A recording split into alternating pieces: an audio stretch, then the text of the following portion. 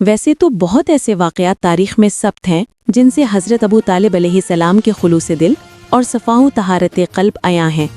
اہلیان حجاز پر قحط عارض ہوا۔ لوگ عیسائی و مشرک و جاہل و بت پرست اور دین حنیف کے پیروکار سب کے سب مومن قریش حضرت ابو طالب علیہ السلام کی خدمت میں حاضر ہوئے، کیونکہ انہیں معلوم تھا کہ مکہ میں دین ابراہیم علیہ السلام کے اس مروج و مبلغ جتنی کسی کو بھی خدا کی اتنی قربت حاصل نہیں ہے۔ چنانچہ انہوں نے ان تشویشناک حالات میں انہی سے درخواست کی کہ اٹھیں اور خدا سے باران رحمت کی درخواست کریں۔ ان کا جواب مثبت تھا، اور ایسے حال میں بیت اللہ الحرام کی طرف روانہ ہوئے کہ ان کی آغوش میں چاند سا لڑکا بھی تھا۔ حضرت ابو طالب علیہ السلام نے اس لڑکے سے کہا کہ کعبہ کو پشت کر کے کھڑا ہو جائے، اور حضرت ابو طالب علیہ السلام نے اس لڑکے کو اپنے ہاتھوں پر اٹھایا اور خداوند متعال کی بارگاہ میں باران رحمت کی دعا کی۔ بادل کا نام و نشان ہی نہ تھا، مگر اچانک آسمان سے بارش نازل ہونے لگی، اور اس بارش نے حجاز کی پیاسی سرزمین کو سیراب کیا اور مکہ کی سوکھی ہوئی وادی کھل اٹھی۔ وہ چاند سا لڑکا حضرت محمد مصطفیٰ صلی اللہ علیہ وآلہ وسلم کے سوا کوئی اور نہ تھا، جنہیں ابو طالب ہی جانتے اور پہچانتے تھے کہ وہ خاتم الانبیاء والمرسلین ہیں، اور اسی بنا پر خدا سے ان کے صدقے باران رحمت کی دعا کی، جو فوری طور پر قبول بھی ہوئی۔ حضرت ابو طالب علیہ السلام اسی حوالے سے رسول اللہ صلی اللہ علیہ وآلہ وسلم کی شان میں فرماتے ہیں، وَأَبْيَضُ يَسْتَسْقَى الْغِمَامُ بِوَجْهِهِ سِمَالُ الْيَتَامَى عُصْمَةٌ لِلْأَرَامِلِ۔ وہ ایسا روشن چہرے والا ہے جس کے صدقے بادل پر باران ہو جاتے ہیں۔ وہ یتیموں کی پناہ گاہ اور بیواؤں کے محافظ ہیں۔ ابو طالب علیہ السلام امیر المومنین علی علیہ السلام کے والد بزرگوار اور رسول اللہ صلی اللہ علیہ وآلہ وسلم کے چچا، اور آپ صلی اللہ علیہ وآلہ وسلم کے والد ماجد کے سگے بھائی ہیں۔ دونوں کی والدہ بھی ایک ہے۔ انہوں نے اس بارے میں شاعری کی زبان میں فرمایا ہے، لا تخذلا وانصرابن امکما اخیر یومی من بینہم و ابی۔ بیٹو اپنے چچا زاد بھائی کو تنہا مت چھوڑو اور اس کی مدد کرو کہ وہ میرے بھائیوں کے درمیان والد اور والدہ دونوں کی طرف سے میرے بھائی کا فرزند ہے۔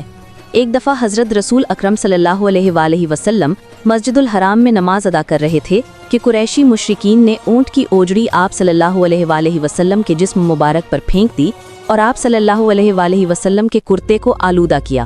رسول اللہ صلی اللہ علیہ وآلہ وسلم حضرت ابو طالب کے پاس آئے اور فرمایا، چچا جان، آپ اپنے خاندان میں میری رتبے کے بارے میں کیا رائے رکھتے ہیں؟ ابو طالب نے کہا، پیارے بھتیجے، ہوا کیا ہے؟ رسول اکرم صلی اللہ علیہ وآلہ وسلم نے ماجرا کہہ سنایا۔ ابو طالب نے فوری طور پر بھائی حمزہ کو بلایا اور شمشیر حمائل کر کے حمزہ سے کہا، ایک اوجڑی اٹھا لاؤ، اور یوں دونوں بھائی قوم قریش کی طرف روانہ ہوئے، جبکہ نبی اکرم صلی اللہ علیہ وآلہ وسلم ان کے ہمراہ تھے۔ کعبے کے ارد گرد بیٹھے ہوئے قریش کے سرداروں کے پاس پہنچے۔ جب انہوں نے ہاشمی بھائیوں اور رسول اللہ صلی اللہ علیہ وآلہ وسلم کو اس حالت میں دیکھا تو سب اپنا انجام بھانپ گئے۔ مومن قریش نے بھائی حمزہ کو ہدایت کی کہ اوجڑی کو قریشیوں کی داڑھیوں اور مونچھوں پر مل لیں۔ حمزہ نے ایسا ہی کیا اور آخری سردار تک کے ساتھ ہدایت کے مطابق سلوک کیا۔ اس کے بعد ابو طالب علیہ السلام رسول اللہ صلی اللہ علیہ وآلہ وسلم کی طرف متوجہ ہوئے اور کہا، جان سے پیارے بھتیجے، یہ ہے آپ کا مقام و رتبہ ہمارے درمیان۔ یوں قریشی مشرکین کو اپنے کیے کی سزا ملی، اور قریش کے سرغنوں نے ایک دوسرے سے کہا کہ جب تک ابو طالب زندہ ہیں رسول اللہ صلی اللہ علیہ وآلہ وسلم کو حصول ہدف سے روک لینا ممکن نہیں ہے۔ جب غار حرا میں خدا کا کلام آپ صلی اللہ علیہ وآلہ وسلم پر نازل ہوا تو علی علیہ السلام آپ صلی اللہ علیہ وآلہ وسلم کے ہمراہ تھے۔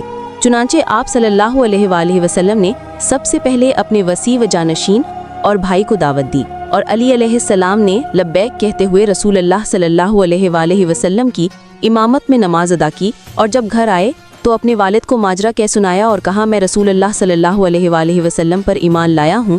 تو مومن قریش نے ہدایت کی، بیٹا وہ تم کو خیر و نیکی کے سوا کسی چیز کی طرف بھی نہیں بلاتے، اور تم ہر حال میں آپ صلی اللہ علیہ وآلہ وسلم کے ساتھ رہو۔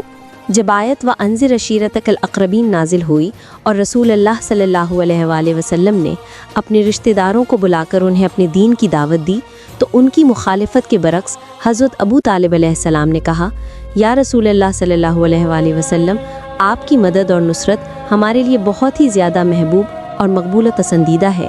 میں آپ کی خیر خواہی کی طرف متوجہ ہوں اور آپ کی مکمل طور پر تصدیق کرتا ہوں۔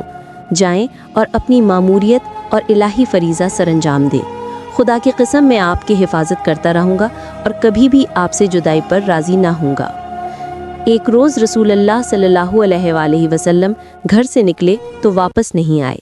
हज़रत अबू तालिब अलैहिस्सलाम फ़िक्रमंद हुए कि मुशरिकीन कुरैश ने कहीं आप सल्लल्लाहु अलैहि वसल्लम को कत्ल ही ना किया हो। चुनांचे उन्होंने हाशिम और अब्दुल मुत्तलिब के फ़र्जंदों को इकट्ठा किया और उन सबको हुक्म दिया कि तेज़ धार हथियार अपने लिबास में छुपा कर रखो, मिलकर मस्जिदुल हराम में दाखिल हो जाओ और तुम में से हर मुसल्ला हाशमी शख्स किसी सरदार के करीब बैठ जाए, और जब मैं तुमसे तकाजा करूं तो उठो और कुरैश के सरदारों को मौत के घाट उतारो। हाशमियों ने हज़रत अबू तालिब के हुक्म की तामील की और सब के सब मुसल्ला होकर मस्जिदुल हराम में दाखिल होकर कुरैश के सरदारों के करीब बैठ गए। मगर उसी वक्त ज़ैद बिन हारिसा ने उनको खबर दी कि हज़रत मोहम्मद सल्लल्लाहु अलैहि वसल्लम को कोई गज़न नहीं पहुंची है, बल्कि आप सल्लल्लाहु अलैहि वसल्लम मुसलमान के घर में तबलीग इस्लाम में मसरूफ़ हैं। चुनांचा मंसूबे पर अमल दरामद रुक गया, मगर मोमिन कुरैशी हाशमी शुजाअत का मुजाहरा करते हुए मुशरिकीन कुरैश को रसूल अल्लाह सल्लल्लाहु अलैहि वसल्लम के ख़िलाफ़ किसी भी मुआंदाना इक़दाम से बाज रखने की गर्ज से उठ खड़े हुए और फरमाया, मेरा भतीजा घर से निकला और घर वापस नहीं आया, तो मुझे अंदेशा लाहिक हुआ कि कहीं तुमने उसको कोई नुकसान न पहुंचाया हो। चुनाचे मैंने तुम्हें कत्ल करने का मंसूबा बनाया। फिर उन्होंने हाशमी नौजवानों को हुक्म दिया कि अपने हथियार उन्हें दिखा दें। कुरैश के सरदारों ने कांपते हुए कहा, ए अबा तालिब, क्या तुम वाकई हमें कत्ल करने का इरादा लेकर आए थे? फरमाया, अगर रसूल अल्लाह को तुम्हारी जानिब से कोई नुकसान पहुंचा होता तो मैं तुम में से एक फ़र्द को भी ज़िंदा ना छोड़ता और आखिरी सांस तक तुम्हारे खिलाफ लड़ता।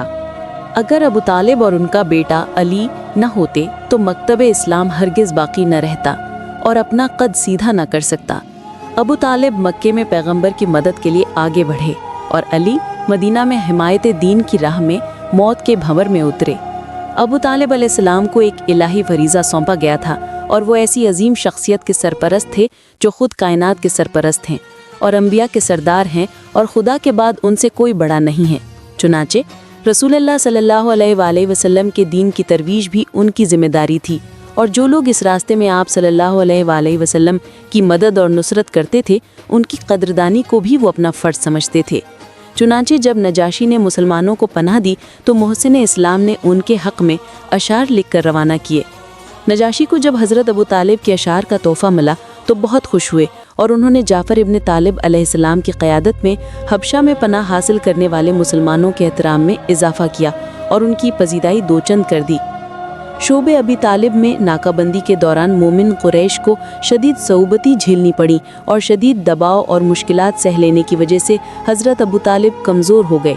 चुनांचे नाकाबंदी के ख़ात्मे के 6 महीने बाद बैसत नबवी के 10वें बरस को हज़रत अबू तालिब अलैहिस्सलाम वफ़ात पा गए, जिसकी वजह से हज़रत रसूलुल्लाह सल्लल्लाहु अलैहि वसल्लम को शदीद तरीन सदमा हुआ और बेताब होकर अपने चचा और गमख्वार के सरहाने तशरीफ़ फरमा हुए और उनके चेहरे पर अपने मुक़द्दस हाथ फेर फेर कर फरमाया, चचा जान, आपने बचपन में मेरी तरबियत की, मेरी यतीमी के दौर में आपने मेरी सरपरस्ती की और जब मैं बड़ा हुआ तो आपने मेरी हिमायत और नुसरत की।